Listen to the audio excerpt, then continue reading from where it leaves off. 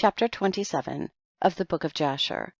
And Esau at that time after the death of Abraham frequently went into the field to hunt.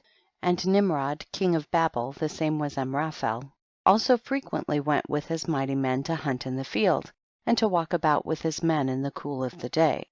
And Nimrod was observing Esau all the days, for a jealousy was forming in the heart of Nimrod against Esau all the days. And on a certain day Esau went into the field to hunt, and he found Nimrod walking in the wilderness with his 2 men. And all his mighty men and his people were with him in the wilderness, but they removed at a distance from him, and they went from him in different directions to hunt. And Esau concealed himself for Nimrod, and he lurked for him in the wilderness.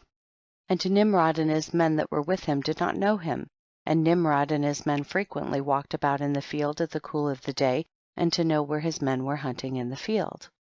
And Nimrod and 2 of his men that were with him came to the place where they were, when Esau started suddenly from his lurking place, and drew his sword and hastened and ran to Nimrod and cut off his head.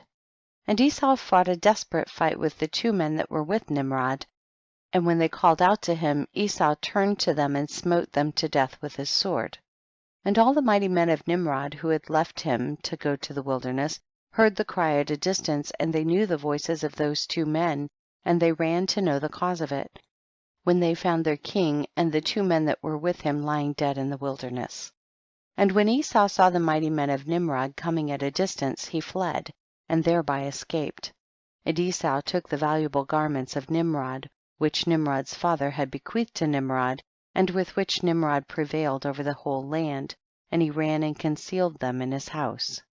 And Esau took those garments and ran into the city on account of Nimrod's men, and he came unto his father's house wearied and exhausted from fight, and he was ready to die through grief when he approached his brother Jacob and sat before him.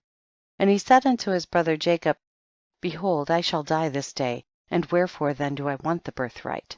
And Jacob acted wisely with Esau in this matter, and Esau sold his birthright to Jacob, for it was so brought about by the Lord. And Esau's portion in the cave of the field of Machpelah, which Abraham had bought from the children of Heth for the possession of a burial ground, Esau also sold to Jacob, and Jacob bought all this from his brother Esau for value given.